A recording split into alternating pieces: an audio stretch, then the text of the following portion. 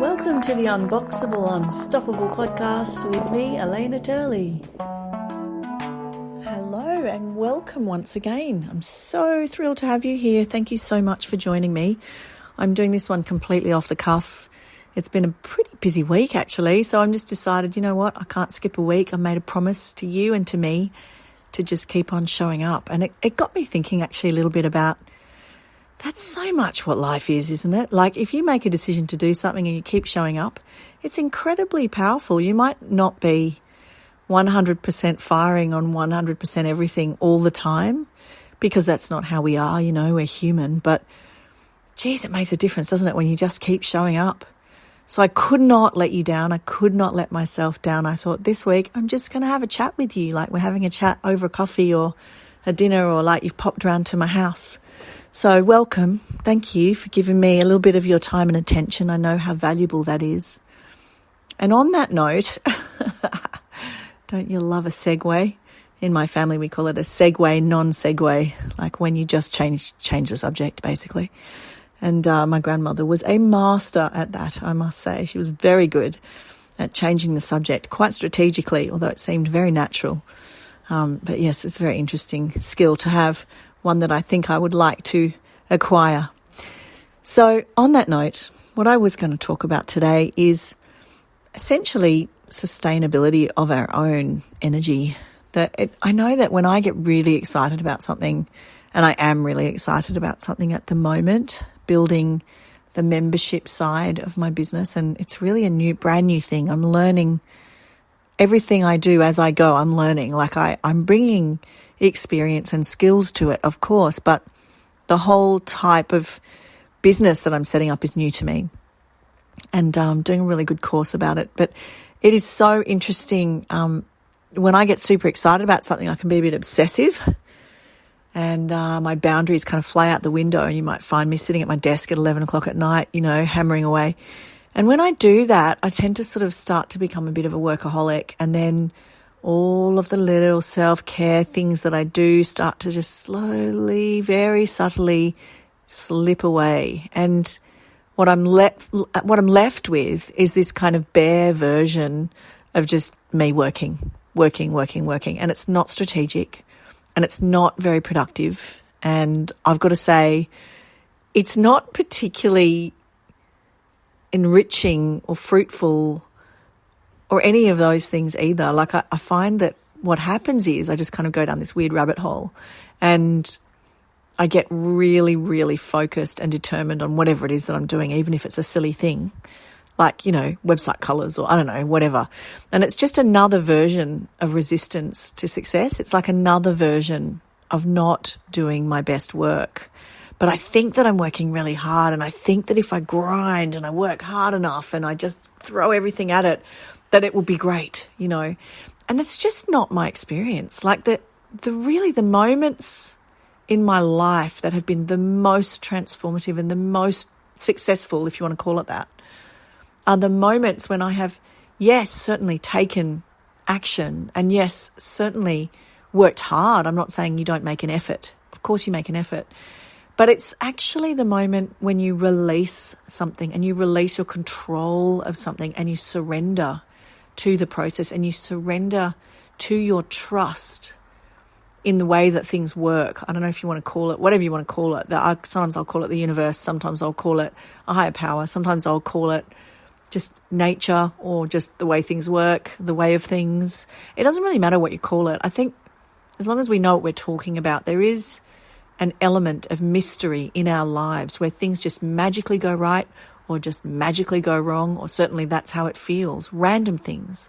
And often it's those random things that actually become the most remarkable and the most life-changing, in both directions, whether it be life-changing, really fruitful and nourishing and supportive to your life, or life-changing, damaging and difficult and challenging in your life.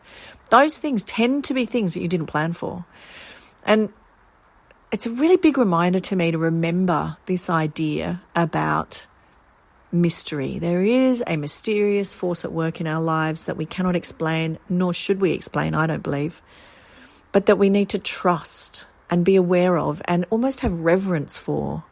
I really do feel like when we are able to have some reverence for the great mystery in our lives, then we are able to surrender more readily and trust more readily the way that things go, or the way of things. And that is a very powerful state to be in. For me, when I am trusting, it means that I open myself up. I open myself up to awareness, to seeing things differently, to understanding things differently, to new ways of doing or being that are transformative and powerful. And I mean, the biggest story like that for me, I guess, is certainly, I've mentioned before that there was a bit of addiction in my past. And the moment that I realised I couldn't go on any further, there was this sort of awful moment, and things went really pear-shaped, and I got kicked out of the sort of place I was living in as an emergency because I had to go. Complicated story. Someone was kind of in love with me. It was awful, and they got really angry and were having some sort of psychotic episode, threw all my things on the street, blah, blah, blah. It was a really pivotal moment in my life. I've talked about it before. And I ended up being homeless for 4 days with a child. It was terrifying. And then what happened for me at that moment was this strange convergence, a very strange convergence of events. So at the very same time as this someone that was a friend of my caseworker had a place that I could live, and that I miraculously found this place to live. And that was, when you don't have anywhere to live, that's a huge deal. When you don't have a job and you've got a child, it's a huge deal. And I found this place was pretty decent to live in, and was safe. It was a safe haven. It was mine and my son's.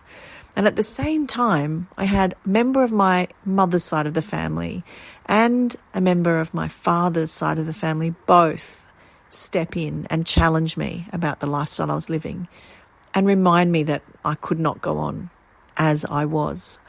Now, this all happened in a kind of a random way. I'm pretty sure they didn't speak to each other. And I also had a best friend confront me and say, you know what, you really messed up. And this was a friend that I had always seen as quite messed up. So when they, not messed up, but someone who I had always seen as fairly, I guess, a little unstable in their life, and a little needy and difficult at times. Their life had been difficult at times. And they were saying, you're so messed up, I can't be around you. That's when I realised, oh my gosh, this is someone with a high tolerance for messed up. It's telling me they can't be around me. I must be, And all these things happened within a week. It was remarkable. And so I had this convergence of events. I also got rejected from a rehab, which was actually an incredible bonus, because what happened then was I was rejected because I had a child. They couldn't take women with children, which is tragic. There's such a small amount of places in rehabs for women with children, certainly at that time. And it's incredible. There's a beautiful place if you live in the eastern suburbs of Sydney called Jarrah House, which is actually a rehab for women with children where they can take their kids. So if you have any donations, please talk to them about whether they need them, because there's always women going through there that need them.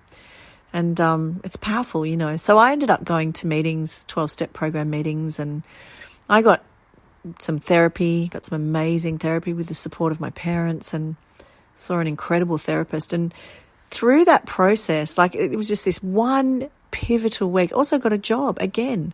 Someone I knew someone. It was just a string of magical kind of interventions, it felt like. I don't think I could have done what I did and recovered in the way that I recovered, embarking on that process of recovery, without this magic kind of convergence of all these people stepping in. And this was at a time when, really, most people had lost faith in me entirely, and I was very much on my own. But somehow that week, everything happened. It all happened at once, and it was enough of a message for me, and it was enough of support and kind of the various things that I needed, like therapy, groups, blah, blah, blah, job, etc., place to live. All these fundamental pieces fell into place in a very short space of time. And it was bizarre, when you think about it. 'Cause, those things don't all happen at once very often. It's a very rare moment in my life. And it was one of those moments where I really went, oh, wow, this is amazing. Like, there is definitely something beyond what I can explain going on here. And I think it was because, and they talk about this in 12-step programs as well, that, until you really surrender, you really fall down on the ground and go, oh my gosh, there is nothing I can do about this. Like, this is 100% beyond my control. That then there is a space for things to appear.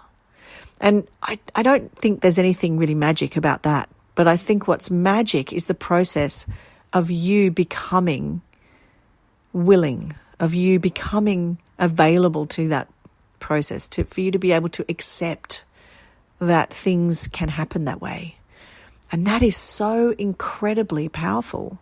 So to bring that back to the way we live day to day and the weeks that we have and the work that we have and the parenting that we do and all of those things, I would say, yes, definitely. If you want something, go for it. Work hard, become determined, get a bit obsessed. No problem. There's a place for that. But then really do see if you can tune in enough to know when it's time to step back a little, when it's time to get out of the way, when it's time to make space for something to come in that may be even better than what you could grind and create yourself. And understand that there needs to be space for those things and for the magical mystery stuff that we can't even think of ourselves, no matter how amazing we are. We need to trust that it's all right to leave some space. I think we're chronic space fillers. We always want to fill up that thing and fill up that wardrobe and fill up that bookshelf and fill up the cupboard. And well, certainly I am. I won't speak for you, but I'm very good at filling things up. I'm not so good at emptying things out, I'm getting better at it slowly. But it's a really big thing if you can do that metaphysically, if you can do that creating space around things. And the same with parenting. There's an aspect of this in relationships with your children or just with other people, with anyone. There has to be space for what you cannot control and do not understand in any relationship. And certainly with my children, I find that allowing space around them, understanding that if they're having a really big feeling, maybe they need me to just be there in their space without doing anything or without filling up that space with a solution or trying to fix it or make it into something it isn't. That we need to sometimes trust the process that our child is experiencing as well, or that our partner is experiencing, or our colleague at work. And of course we have safe boundaries around that. Of course we say, this can't happen, that can't happen, this is not safe. Of course, I don't mean, 100% happy-go-lucky. I just mean it's really good to allow space around things and spaciousness inside and around the things that we do, the people that we have in our lives, the relationships that we're a part of.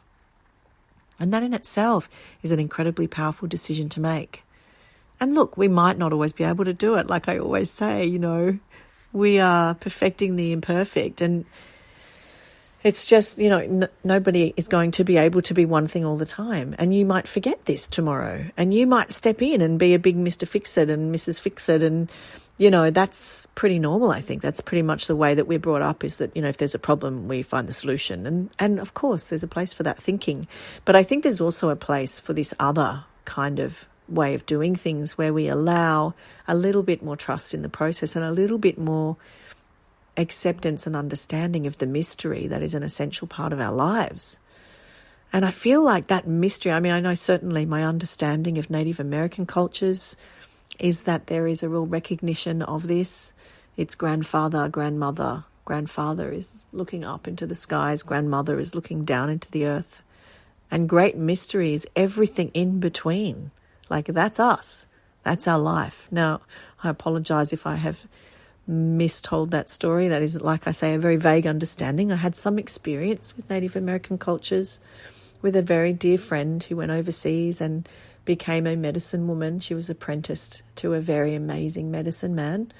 And, I won't tell their story. It's not my story to tell. But when she left, I had some incredible healings and fire circles, amazing experiences with that community and acknowledgement of my support of her. And they supported me as well through some difficult times. And boy, did they support me. It was amazing, really. Some international group healings that they kind of focused on me. It was really remarkable, very generous and beautiful, because when she left, it was controversial. She left Australia to move to America, and it was a big deal to do that. And I supported her, and that was always acknowledged, which was really beautiful. So it taught me something about mystery. It taught me something about the unexpected and being graceful in the face of the unexpected, which is a big call when the unexpected is something tragic or traumatic or difficult or grief-worthy. You know, that's not easy. Mystery can be a lot of things, and I have great reverence for it for that reason.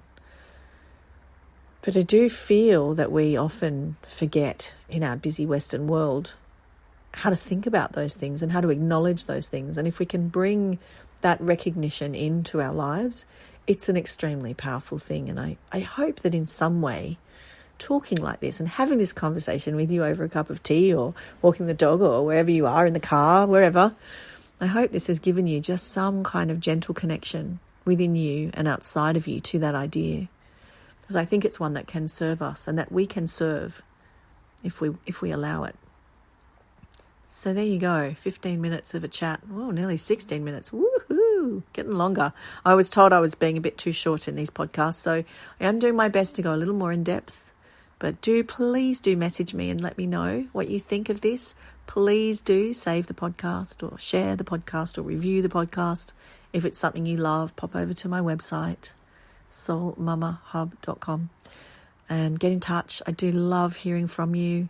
Also, if you have a story to tell, please let me know. I'm looking at interviewing some awesome people coming up soon. I've got a beautiful midwife who's coming on the show, and possibly some other guests as well coming up. So that's really exciting. I can't wait to have some good old chats. So from my heart to yours, be unboxable, unstoppable in whatever way that means to you. And sending you love always. Okay, bye for now.